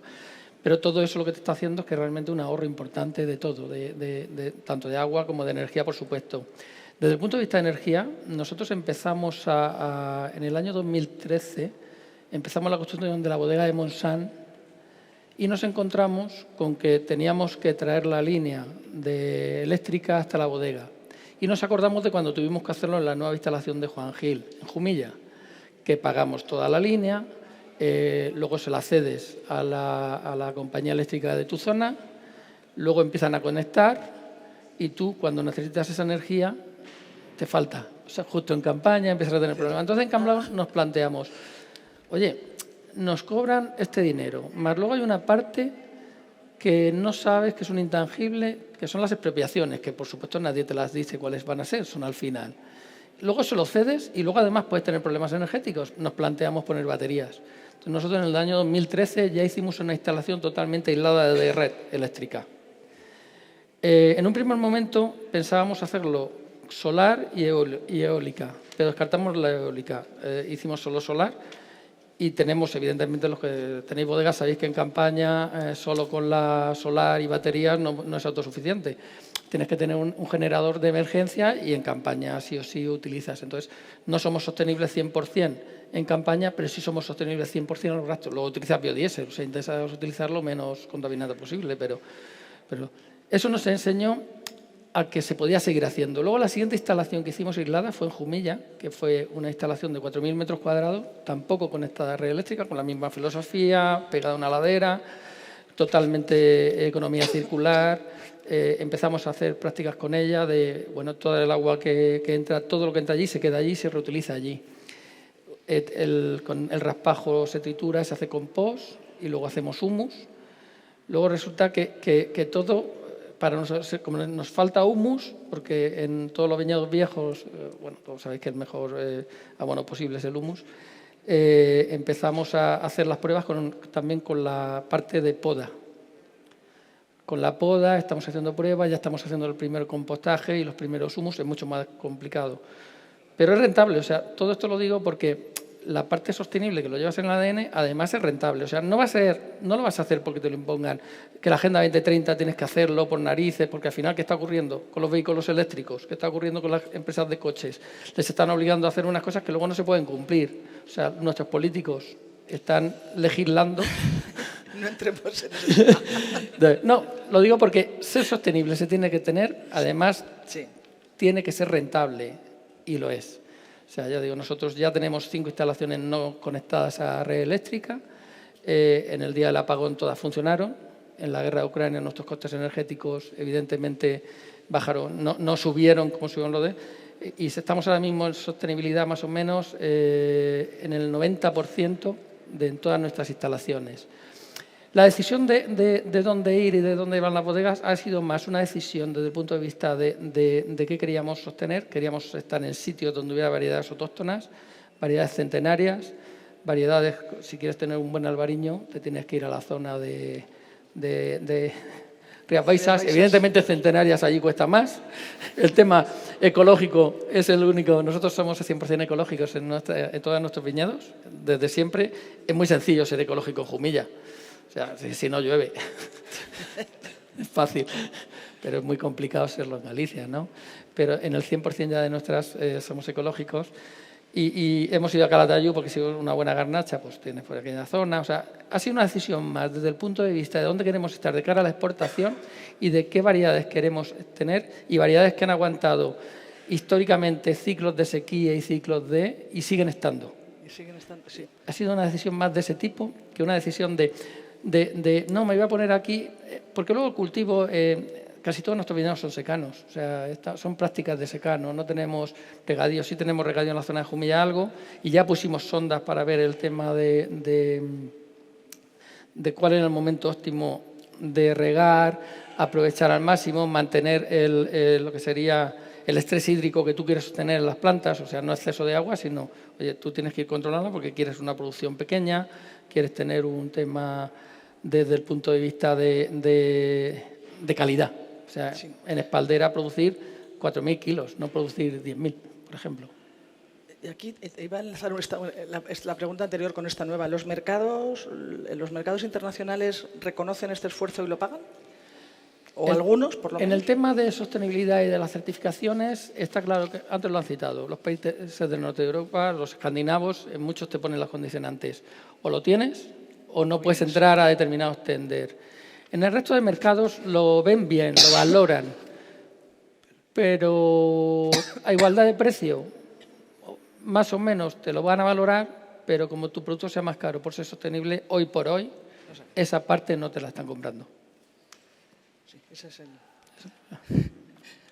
Gracias. Que tengo que hablar con el técnico para que me quite el micro cuando me da la tos. Lo siento. Muchas gracias. Pues la verdad es que eso es un tema que yo lo tenía un poco como las bodegas, cuando hablo con ellas me cuentan eso. No, pues no, el ecológico muy bien, todo lo que hables de sostenibilidad, de economía circular, no sé qué, muy bien, pero no lo pagan. Algunos sí, algunos ya lo ponen como requisito, pero otros todavía no lo pagan. Supongo que es una cuestión también de educación, no solamente de educar a las empresas, vamos, de cultura de empresas, sino de cultura de los propios consumidores. Bien, pues ahora vamos a pasar a hacer una pregunta aquí al que viene a ayudar a estos señores, la Plataforma Tecnológica del Vino. Desde ahí vosotros tenéis una visión muy privilegiada porque tenéis más de 200, ya nos lo contarás tú, más de 200 socios que incluyen bodegas, centros tecnológicos, universidades, etcétera, con lo cual tenéis una panorámica de la producción y los problemas y las necesidades que tiene la producción del vino de las bodegas en España. Viene la siguiente parte, ya ha salido la mesa anterior y sale ahora. La sostenibilidad cuesta dinero, ya tenemos claro que no es un gasto sino una inversión, nos ha quedado clarísimo, pero no todo el mundo lo puede hacer. ¿Cómo lo abordan? ¿Qué pueden hacer las bodegas? Sobre todo las pequeñas, incluso las mini boutiques, ya no hablamos de las boutiques solo, sino de las mini. Sí, no, a ver, no es una pregunta fácil con respuesta fácil. Si me permite, solo un par de comentarios de las intervenciones anteriores. Yo estoy suscrito a la página de Jancis Robinson, y Jancis Robinson fue la primera crítica que a partir de cierto peso de las botellas no evaluó los vinos. Y además te encuentras la referencia, este vino es tal, por muy buena que sea la botella pesa tanto, por lo cual yo no voy a evaluar este vino. ¿Vale? Creo que es un ejemplo bastante conocido. Luego, en relación a la sostenibilidad también, para aportar algo más de debate interno y externo con el público, yo creo que evidentemente es lo que estamos hablando. Estamos hablando de huella de carbono, estamos hablando de huella hídrica, estamos hablando de ahorrar costes, pero creo que el sector vitivinícola es un ejemplo. De hecho, la OIV fue la primera organización internacional que identificó la sostenibilidad no solo como ambiental, sino ambiental, económica, es decir, nos tiene que ser la cuenta, social, tenemos que ser responsables socialmente, estamos en territorio rural, incluso añadió una cuarta vertiente que es la cultural. ¿Vale? Pero como sector, al final el sector del vino, podemos jugar a dos grandes ligas, podemos jugar a la liga de las grandes marcas, que muy poca gente puede jugar aquí, o jugamos a los territorios, que es donde están jugando la mayoría de las bodegas españolas. Si jugamos al territorio, lo que debemos es preservar el territorio en el cual tenemos las bodegas. ¿Vale? Con lo cual, porque al final nos van a comprar porque estamos en Rioja, porque estamos en Priorat, porque estamos en Mancha y porque en esas zonas tenemos unas características diferenciales. Con lo cual, cuanto más cuide mi territorio, más me van a vincular en el territorio, y si ese territorio hace el esfuerzo de posicionarse correctamente en el mercado, van a adquirir mis vinos a un precio mejor. ¿Vale? Eso es para mí lo que nos hace muy diferencial respecto a otros subsectores económicos, agroalimentarios y no agroalimentarios. En relación a las ayudas, antes ha comentado casi todo, diría yo. Hay muchísimas. Nosotros conocemos más la vertiente de I+D+I, es decir, investigación e innovación, no tanto la parte de inversión. De manera general, sí he hablado, el esfuerzo burocrático es ingente. Creo que es excesivo. Nos encontramos en muchas ayudas que actualmente para comprar un lápiz, y esto es real, necesito 3 ofertas. ¿Vale? Y eso no tiene ningún sentido. Hay que encontrar un equilibrio entre el hecho de que estés gastando dinero público, que es de todos, con el hecho de que lo estés al final pudiendo invertir en condiciones para que al final generes valor añadido, generes riqueza y se devuelva esa inversión que ha hecho el Estado con el impuesto de todos. Pero es complicado. La otra parte que no hemos hablado y que creo que también es muy importante es los plazos. Es decir, entre que tú tienes una idea, te sale la posibilidad de financiación, te acaban evaluando el proyecto y lo empiezas a ejecutar, pues nos vamos a mover normalmente a un año vista. Y muchas veces el mercado... No, estamos en tiempos bastante distintos. Pero bueno, dicho esto, como hemos dicho antes, hay multitud de ayudas. Se podrían dividir más o menos en ayudas de inversión, de las cuales sinceramente no tengo mucha idea, que son las ayudas sectoriales de la OCM, donde ahí nos están pagando a través de comunidades autónomas entre un 10 y un 42-43% de si hacemos mejoras en la maquinaria o en las instalaciones de bodega, si ahorramos agua, si ahorramos energía, si hacemos un esfuerzo en digitalización. Son convocatorias que, insisto, dependen de cada comunidad autónoma y con lo cual pues, hay comunidades que te están pagando el 10%, otras comunidades que te están pagando casi el 50%, con lo cual, bueno, ahí tenemos algún problema quizá de competencia entre comunidades y entre bodegas. Pero hay bastante dinero, son ayudas vinculadas a la OCM, se acaban en 2027. Veremos qué es lo que pasa a partir de 2028. ¿no? Las previsiones eran bastante pesimistas, pero bueno, hoy leía una noticia precisamente en el periódico que decía que el Parlamento Europeo se había quejado contra la presidenta y que querían comprometerse a gastar el 10% del presupuesto del siguiente programa europeo en la PAC, en la OCM. Bueno, vamos a ver si por ahí recuperamos un poco. Pero ahí tenemos esa posibilidad de invertir, son ayudas a la inversión. Luego hay programas horizontales estatales, como han podido ser los PERTES, han salido 2 agroalimentarios, cada uno con unas condiciones absolutamente distintas, cosa que ciertamente hace difícil que la gente se pueda sumar aquí, ¿no? De tener que ser colaborativos en la primera convocatoria, y aquí tenemos algunas bodegas que sí que participaron, a ser absolutamente individuales y por orden de solicitud, pero con unas inversiones brutales con las cuales la mayor parte del sector vitivinícola no puede acceder. ¿Vale? Y bueno, y luego otras convocatorias que podemos tener en ámbitos regionales. En I+D+I, el abanico es inmenso. Desde la parte de I+D... Danos algún ejemplo. Bueno, I+D, por ejemplo, a nivel estatal, pues tenemos las ayudas CETI, que Pedro explicaba, en el cual bueno, son préstamos parcialmente reembolsables, que luego puedes complementar con los incentivos fiscales, con hasta un 42% de desgravación fiscal, que es bastante interesante. En la parte de innovación, que es compra de maquinaria, también hay ayudas, con lo cual se hacen a partir no de subvención directa, es decir, no de subvención a fondo perdido, pero sí a nivel con ayudas a la innovación, préstamos bonificados. Y después tenemos colaboraciones de la Agencia Española de Investigación, como pueden ser colaboración público-privada o similar, donde hay el sector del vino, yo creo que es líder a nivel alimentario en solicitar grandes proyectos de investigación que van a resolver retos de sector. En Europa tenemos pues, desde el Horizon Europe, que cuesta mucho entrar, pero una vez has entrado, la verdad es que las condiciones de ejecución acostumbran a ser más fáciles que las que tenemos en España y el nivel de financiación, incluso para empresas, es mucho mejor, porque subvenciona a fondo perdido. Pero luego tenemos, por ejemplo, también, y luego a ver si os lo puedo comentar, pues convocatorias como LIFE, que son vinculadas de medio ambiente, de demostración, donde a ti te pueden llegar a pagar hasta un 60% a fondo perdido para que hagas algunas apuestas de inversión en sostenibilidad y que eso luego pueda ser un ejemplo para el resto del sector. O convocatorias Interreg, por ejemplo, a un 75% de financiación a fondo perdido, en las cuales tú puedes estar compartiendo determinadas estrategias de sostenibilidad, digitalización, por ejemplo, pues con otras bodegas de Portugal, con otras bodegas del sur de Francia, Italia, Grecia, etcétera, etcétera. El abanico de ayudas es inmenso. La dificultad es, para mí, los tiempos, la gestión. Sí es cierto que hay consultoras que te hacen un traje a medida y creo que prácticamente es imprescindible ahora mismo contar con consultoras por toda la variabilidad que hay. Y después también, y es cierto y se ha dicho, tenemos un sector que es muy variado. Es decir, sí que hay, no diría gran empresa, ¿vale? Sí tenemos pymes en el límite alto de las pymes, pero mayoritariamente en nuestro sector, nuestras 4.000 bodegas que tenemos en España, pues es que son pequeña empresa, microempresa. Para la pequeña empresa, microempresa, que está facturando relativamente poco dinero, la verdad es que el sistema de ayudas no les facilita mucho la vida, ¿no? Quizá a veces están más pensados para aquellos que ya tienen una buena estructura y que tienen más capacidad técnica y económica que no para aquellos que son pequeñitos, que necesitarían esa ayuda a la inversión, a la innovación para crecer. Pero insisto, hay un buen abanico, se pueden coger muchísimas ayudas. Y creo que tenemos en España también, si me permites, y para acabar, una red muy potente, yo diría de las más potentes de centros de investigación, de grupos de investigación. De hecho, en investigación vitivinícola somos referencia mundial Y quizá, y ahí es donde nosotros estamos, como plataforma tecnológica del vino, pues ayudar a hacer ese enlace entre quien genera conocimiento y tecnología y quien lo tiene que aprovechar.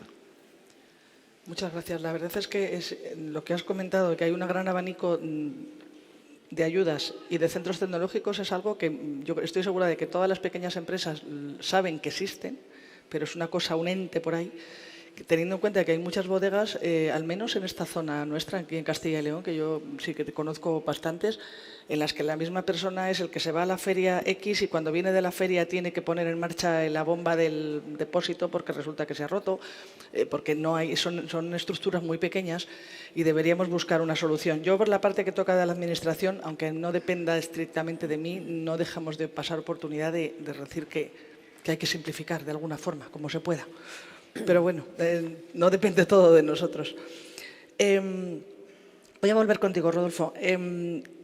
Hablamos, o sea, estas bodegas vuestras, que son centenarias, lleváis muchos años haciendo trabajo y se aprende de lo que se había hecho, se va aprendiendo y se van mejorando y habréis cometido errores probablemente a lo largo de la historia de un mercado que habéis abordado de una manera y no era la forma adecuada. Pero desde esta gran experiencia, ¿qué le podéis decir a una, no sé si hay, a lo mejor nos están escuchando aquí o en streaming, alguna pequeña bodega o mediana que está empezando a moverse y está poniendo a la vez todo en marcha? Un plan de aprovechamiento bien del agua, de sostenibilidad social en la zona en la que está y de abordar el mercado internacional, todo a la vez, porque es el momento de vivir. ¿Qué deben hacer? O sea, ¿cuál sería su principal herramienta, aparte de sentarse y reflexionar, que esa está clara? Pero a partir de ahí, ¿cuál sería tu consejo a estas bodegas, vamos, a estas empresas que están empezando? Bueno, yo creo que hoy en día viajar es mucho más sencillo que nunca. Creo que, no sé, desde mi casa a Zúrich me cuesta menos que a Sevilla. Sí, yo vivo en Logroño. Yo creo que lo que hay que hacer es, o sea, quizá una de las cosas buenas que tiene el sector del vino, y nosotros pensamos mucho en ello y somos muy cuidadosos a la hora de seleccionar, es muy fácil encontrar liebres. Tú puedes encontrar ejemplos en el sector de bodegas que te puede interesar bien por su estilo de vino, por su forma de comercialización, por su cercanía, y ya no solamente dentro de España, incluso pues coges Italia, coges Francia y no es tan difícil encontrar buenos ejemplos que yo no digo que los tengas que seguir copia-pega, pero sí que pueden ayudarte a definir tu estrategia, ¿no? Yo creo que para mí el consejo es viajar, ver cosas. Yo personalmente no creo en las ferias de vinos porque creo que es un modelo que ha cambiado mucho y que es un tema que nosotros lo hemos pensado muchísimo y hemos asistido históricamente a muchas de las ferias, pero creo que hay que viajar a los países, creo que hay que hablar con los importadores, entender bien su necesidad y desde luego lanzarse. O sea, yo creo que España es un país lleno de buenos vinos, hechos con mucho cuidado, con mucho respeto por el entorno en el que se encuentran, con mucho criterio. La tecnología ha igualado muchísimo las calidades. Cuando yo empecé en el mundo del vino, un enólogo llevaba 7 bodegas y iba con un paquete a cada una de ellas y le decía, toma, estas son las cosas tuyas, ¿no? El bodeguero las cogía, miraba, la bolsa 17, al depósito 17, ¿no? Todo eso, por suerte, ha cambiado muchísimo. El enólogo ha dejado de ser una especie, o la enóloga, una especie de bruja o de persona que estaba en la puerta de la bodega esperando a que le llegasen las uvas y después actuaba porque conocía una colección de trucos que le ayudaban a hacer los vinos. Y hoy en día hay muchísimo conocimiento, se comparte a nivel técnico, es increíble. Nosotros hacemos proyectos con muchas empresas que son competidores nuestros en el mercado, pero que lo que aprendemos nos ayuda a progresar y a hacer mejores los vinos, ¿no? Y sobre todo a corregir cosas, ¿no? Así que yo lo que animaría sería a lanzarse, a encontrar esas liebres que son buenos ejemplos. Pues, ¿a qué zona quieres tú llegar o en qué zona estás que no tienes una colección de bodegas que lo están haciendo bien, ¿no? Y si no, tú vas a ver a tu importador de Estados Unidos o de Suiza, por seguir con el ejemplo, y encuentras las bodegas que tiene, por qué las tiene, qué necesidad del consumidor están cubriendo. Pensemos mucho en el consumidor, y el consumidor hoy en día está más abierto que nunca.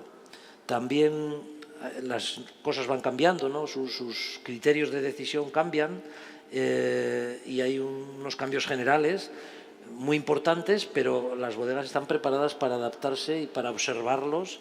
Tú lo que no puedes hacer es, con el vino que iba tu abuelo, ir con ese mismo vino a los mismos clientes a ver si te compran, ¿no? Yo creo que tenemos que estudiarlo mucho y nosotros somos bodegas que defendemos mucho lo regional. O sea, el vino que hacemos en Rías Baixas queremos que sepa absolutamente a Rías Baixas, pero creemos que todas las regiones tienen cosas para aportar, también por lo que han dicho, por la historia que tienen las variedades en la región, por la adaptabilidad que tienen cosas para aportar, pero hay que explicarlas y contarlas bien.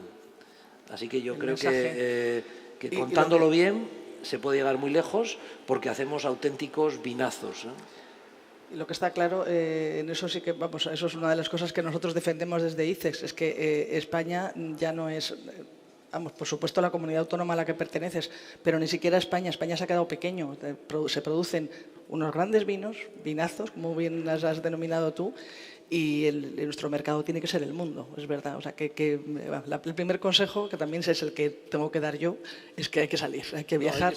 Lo de las ferias me lo voy a apuntar, ¿eh? Se lo voy a decir. Es una opinión que probablemente sea personal No creo. Casi seguro. ¿Sabes qué sucede? Que desde mi punto de vista, o sea, una feria o la preparas muy bien y tienes muy organizadas las citas, o la pesca de pasillo ya no funciona. Entonces, eso sí está hay mucha gente con ese criterio, ¿no?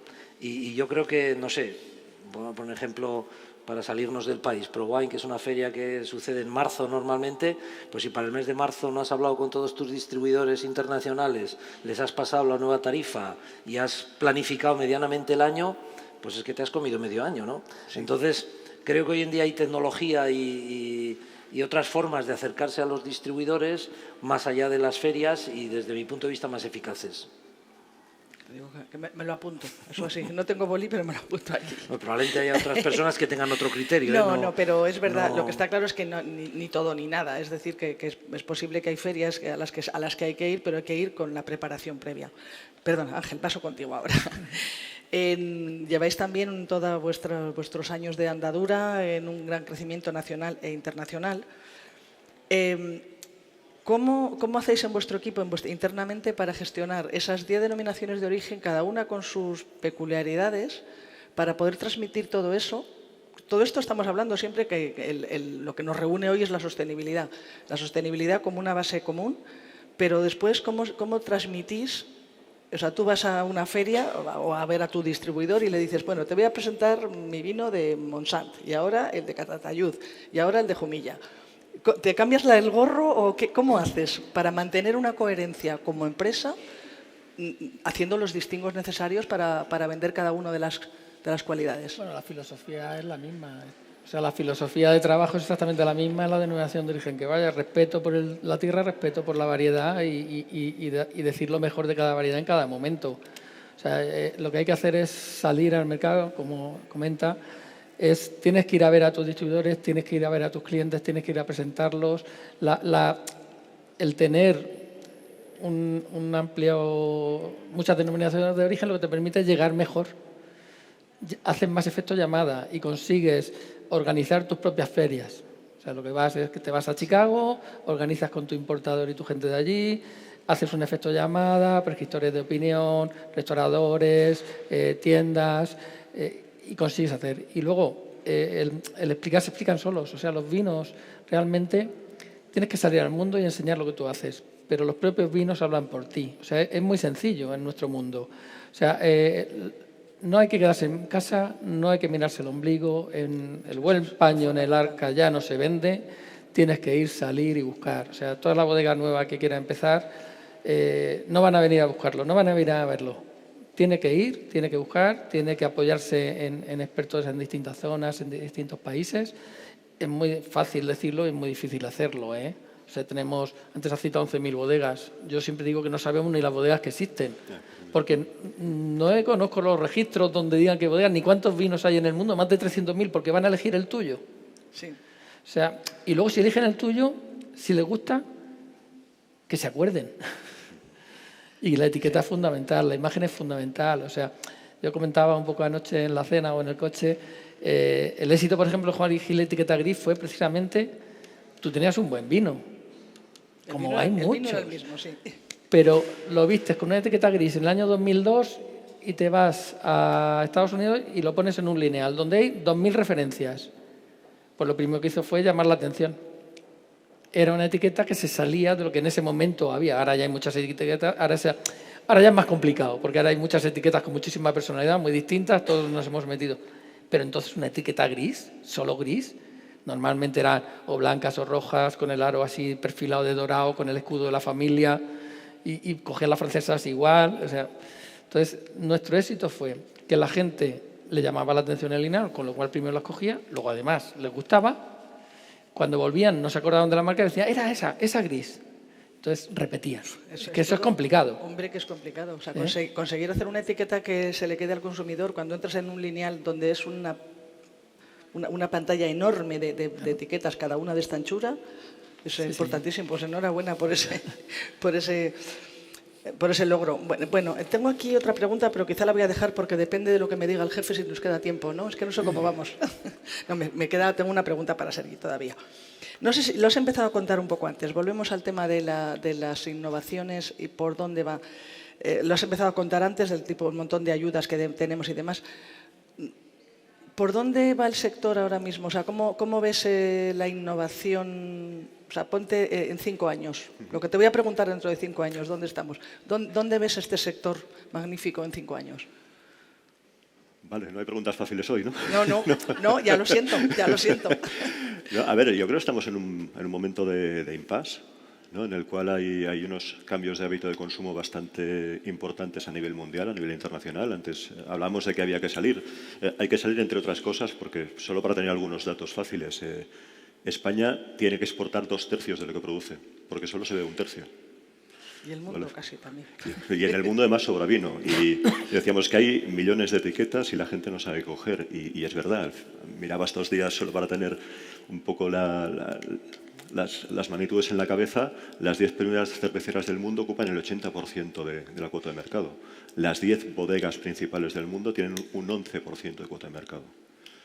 Con lo cual hay millones de referencias, muchísimas DEOs, muchísimas zonas, muchísimas variedades, muchísimos tipos de elaboración y unos consumidores que ahora mismo yo creo que nos tienen, a grandes rasgos, nos pueden tener un poco despistados, ¿no? La broma al final es que el vino lo beben los boomers y los boomers se nos están muriendo porque están haciendo muy mayores.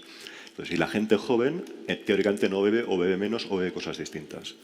Y tenemos que ir viendo qué es lo que quiere esta gente más joven y sobre todo también porque nos cambia mucho dependiendo del país, ¿no? Entonces, teniendo en cuenta que tenemos un sector que va a tener que exportar sí o sí 2/3 de lo que está produciendo y que el mercado está cada vez más colapsado, de hecho sobra entre un 10 y un 20% del vino en el mundo que se produce cada año, pues ¿dónde sitúa la innovación? Y más, si me permites, en un país en el cual nos falta agua, ¿no? Volviendo al tema inicial, donde no podemos competir por kilos, sino que hay que competir por calidad y cuando el mundo, de manera general, nos ve como un país en el cual tenemos muy buenos vinos, pero muy baratos. No olvidemos que al final el litro de vino español es el más barato del mundo, de los países exportadores, ¿no? Con lo cual hay mucha capacidad ahí para crecer.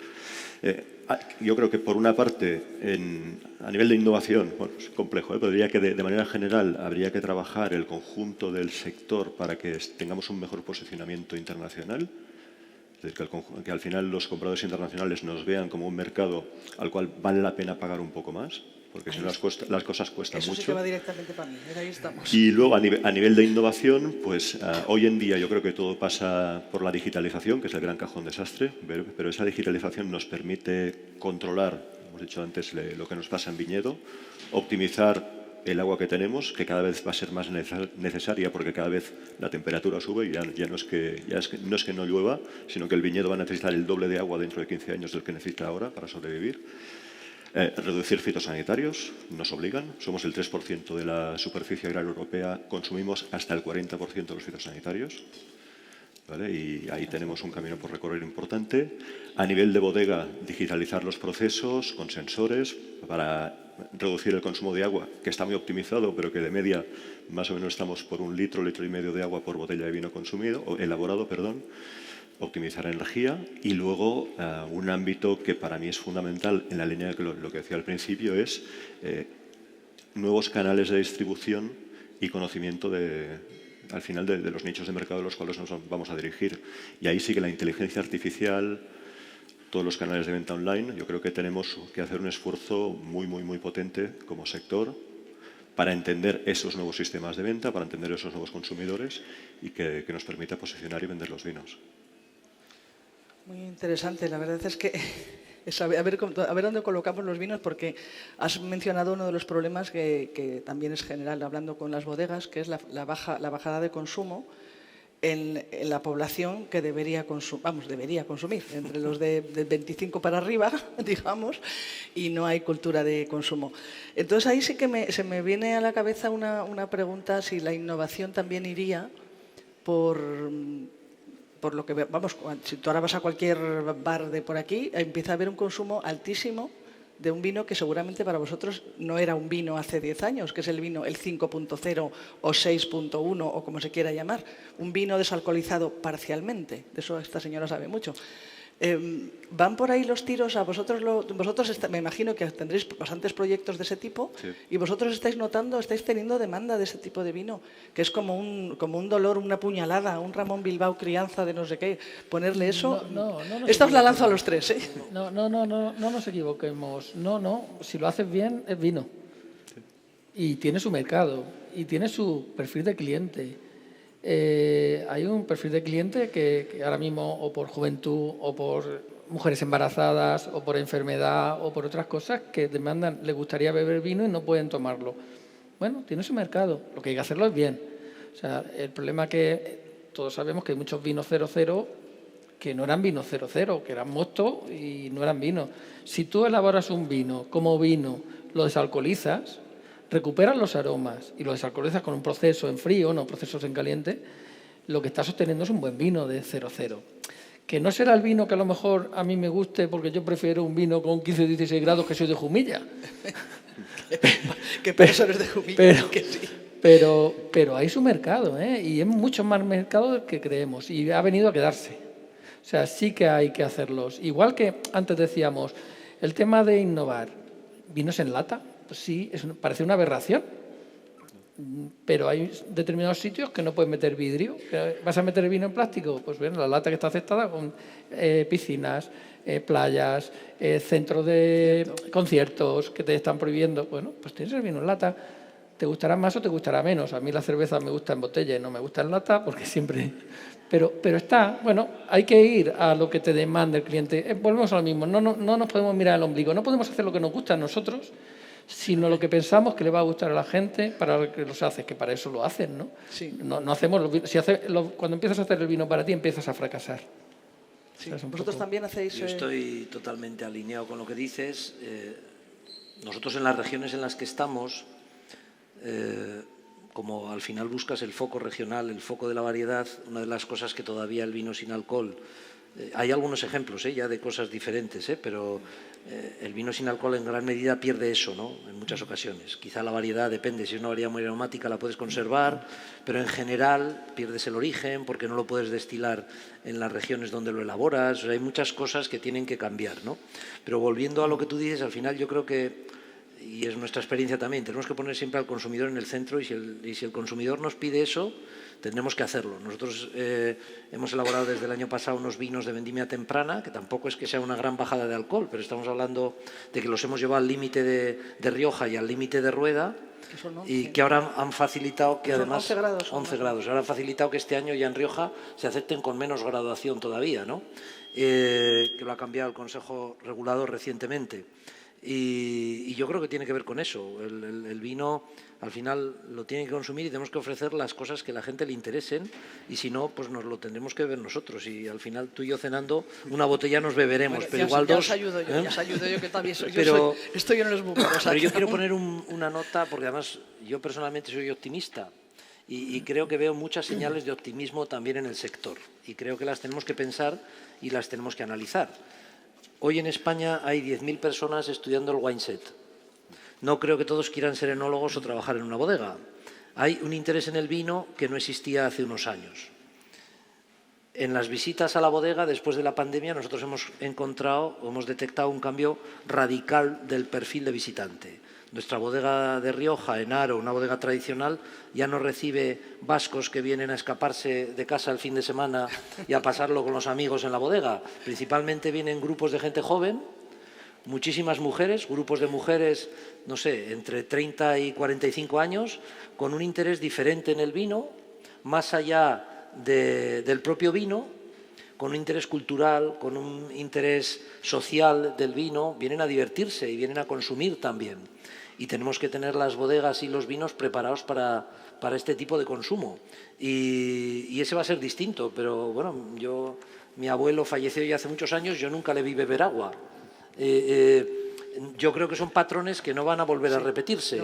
Él decía que porque el agua era muy mala, ¿no? Que estropeaba los caminos y esas cosas, ¿no? Pero son patrones que no van a volver. Y tampoco el tipo de vino que se consumía entonces era el vino fino que se elabora y se produce hoy y que puede llegar a muchos paladares, ¿no? Yo creo que yo soy optimista en general, creo que sí, que el sector tendrá que adaptarse y tendrá que hacer cambios como siempre, ¿no? Como siempre, y que es un sector dinámico en ese sentido. Si queremos limitarnos a los tópicos, ¿no? El señor mayor que toma con los amigotes el vino, ¿no? O que la gente no chatea, nunca ha habido más gente que ahora mismo en la calle, ¿eh? O sea que, nunca ha habido tantos bares, que son distintos probablemente, que los restaurantes ahora mismo son de hostelería organizada y no son del emprendedor que él y su mujer, que cocinaba muy bien, se ponen a hacer. Pues sí, claro, todo eso ha cambiado, pero ha cambiado todo, ¿no? Entonces creo que desde el punto de vista del vino no nos va a ser tan difícil tener propuestas interesantes para este nuevo consumidor. Cierto, muchas gracias. ¿Alguna pregunta por aquí en la sala, porfa? ¿Nadie? Porque si no, sigo preguntando yo, ¿eh? Hasta que me diga, Juan, hasta que me digas, ¿cómo vamos de tiempo? Ya hemos cumplido, ¿no? Sí. Sí. Yo solo quiero animar un poco a las bodegas. Hay una parte que en las instalaciones, nosotros tenemos ya más de 6 megas instalados en baterías. Es la mejor inversión que hemos hecho, con diferencia. Y hay unas subvenciones ahora mismo con la OCM hasta el 40%. Amortizas en menos de 3 años, amortizadas las instalaciones. O sea, no dudarlo. Y han bajado mucho, no es como era antes, no son los costes, ya son de litio, que las primas que pusimos fueron de gel, ahora estamos sustituyendo las que pusimos del 2013 de gel por litio en la zona de Montsant. Pero las nuevas son todas de litio. Merece la pena, ¿eh? O sea, y ya lo digo, 40% de subvención. Que yo me temo que la siguiente OCM se lo van a dar al armamento y no a la agricultura. Pues seguramente. Vamos a aprovechar que queda poco. Oye, me has leído el pensamiento. Os iba a preguntar que del tema de ayudas, o sea, de todo lo que tiene que ver con sostenibilidad, que es el tema de hoy, y de ayudas que puede haber, cuánto se te podía tardar, porque es verdad que hay muchas empresas que aparte de la gestión burocrática les echa para atrás el pensar, vale, yo lo invierto ahora, pero yo voy a recuperar esta inversión y la ayuda en 5 o 6 años o más. Y para entonces muchas empresas han caído. Entonces, pero vamos, esto está muy bien, esto que acabas de comentar, los 3 años. No sé si hay alguna pregunta por la sala. Muchas gracias, caballero. Hola, yo quería preguntar a Rodolfo y Ángel cuál es el peso específico de vuestro negocio en el exterior. Y dentro de ese peso específico, ¿cuáles son los 3 primeros países donde más vendéis? Bueno, seguro que coincidimos, porque Gracias. el mercado del vino está muy... O sea, nosotros exportamos el 70%, 72% de lo que producimos. Nacimos para exportación y a raíz de funcionar en exportación, luego nos decían que es que no queríamos vender aquí. Sí queríamos, pero les parecía caro.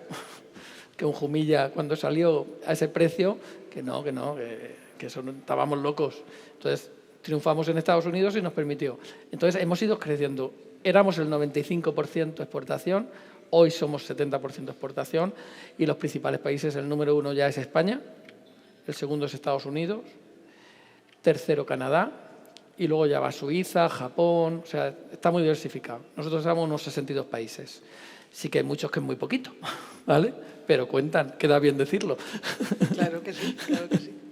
En nuestro caso, nosotros exportamos alrededor del 41-42% de nuestras ventas. España es nuestro principal mercado y el orden es parecido, pero nosotros tenemos Inglaterra justo después de Estados Unidos. O sea, sería España, Estados Unidos, Inglaterra y yo creo que el siguiente para nosotros sería Holanda o algún país de Latinoamérica. Pues os voy a dar las gracias a los tres, porque yo creo que ya estamos en tiempo. No sé, tienes tú que hacer el cierre, ¿verdad? Pues nada, muchísimas gracias a vosotros tres. Gracias a todos vosotros por estar aquí y por escucharnos. Yo tengo alguna pregunta, bueno, tenía una última pregunta, pero ya os la hago abajo. Estamos en un momento con Estados Unidos divertido, ¿eh? Uy, muy divertido. Pues muchas gracias a todos por esta, de nuevo a Ecohidro, por invitarnos, por hacer partícipe al ICEX de esta propuesta.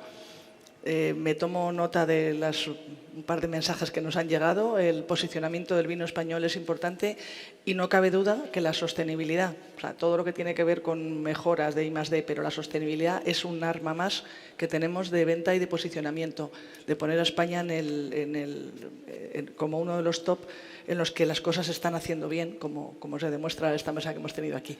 Gracias a los tres, gracias a ustedes y hasta la próxima.